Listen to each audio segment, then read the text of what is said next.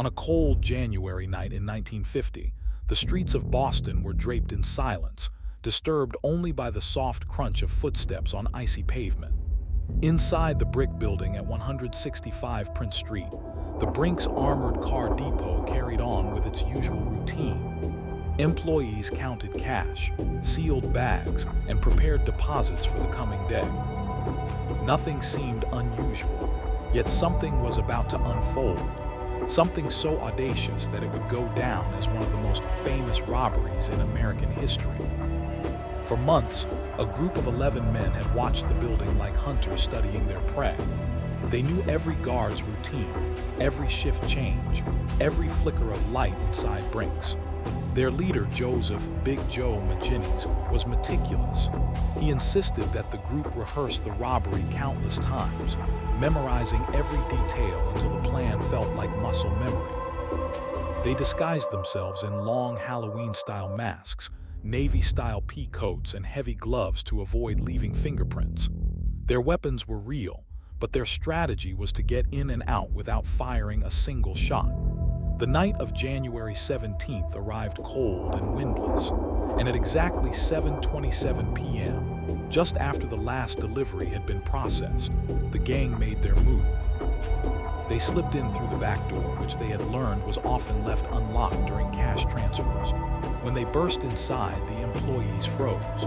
Guns were raised, orders were shouted, and within seconds the robbers had total control of the room.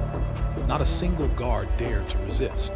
In 17 minutes, the gang loaded sack after sack of cash, coins, and checks, an astonishing haul worth nearly $3 million, equivalent to tens of millions today. When they fled into the night, Boston had no idea that history had just been rewritten. The morning after the robbery, the Brink's employees were still trembling as they recalled the event. The Boston Police Department rushed to the scene, and soon the city buzzed with word of the bold heist. Newspapers printed extra editions, and radio stations interrupted regular programming to report the largest robbery in the history of the United States at the time. Investigators flooded the depot, yet from the start they faced a frustrating obstacle. The criminals had left no fingerprints, no footprints, no shell casings, and no signs of forced entry. It was as if ghosts had executed the operation. The only clues were the rope and adhesive tape used to bind the employees and vague descriptions of the robbers, eerie rubber masks. The FBI joined the investigation, launching what would become one of the most intensive manhunts in American history. Agents recreated the robbers' path, questioned known criminals, and monitored every suspicious purchase of masks, gloves, or Navy-style coats. Over 200 suspects were interrogated, yet nothing solid emerged. Meanwhile, the gang remained silent. They avoided spending large sums of money, hid the loot in safe houses, and trusted one another, at least at first. The plan had worked so flawlessly that they believed they were untouchable. But behind the scenes, tension simmered. Some members grew paranoid, others worried about being followed. Detectives studied every angle, desperate for a breakthrough, but weeks turned into months and months into years, and still there were no answers. The Brink's robbery was becoming a ghost story, an unsolved legend whispered across Boston. By 1953, cracks began to show within the once unified gang. As money stayed hidden, distrust blossomed. Some members felt entitled to bigger shares, while others feared betrayal. The quiet loyalty that had protected them now threatened to tear them apart. One member in particular, Specs O'Keefe, grew increasingly angry. While others enjoyed hidden stashes of cash, O'Keefe found himself in legal trouble unrelated to the heist. Needing money for his defense, he asked the gang for help they refused to give. The rejection fueled a deep resentment. During O'Keefe's time in prison, the gang began to fear that he might crack under pressure. Rather than supporting him, they attempted to silence him permanently. A hitman was sent, but O'Keefe survived, wounded but alive. That attack sealed his decision. He would talk. In 1955, just as the 6-year statute of limitations was about to expire, the FBI received the confession they had been waiting for. O'Keefe revealed everything: names, roles, hideouts, and the location of some of the stolen money. Overnight, the mysterious Brink's robbery, once thought unsolvable, shifted from myth to solvable truth.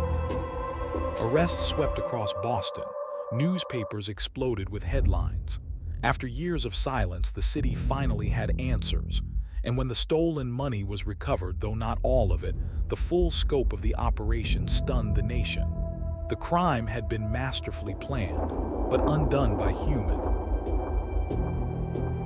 greed and betrayal. The trial that followed became a national spectacle. Courtrooms filled with reporters, curious citizens, and families seeking closure. Prosecutors laid out the timeline of the robbery with stunning detail, guided by O'Keefe's testimony. The masks, the coats, the weapons, the rehearsals, every piece of the puzzle fell into place. One by one, the gang members were convicted. Some received long prison sentences, others pleaded guilty to lesser roles.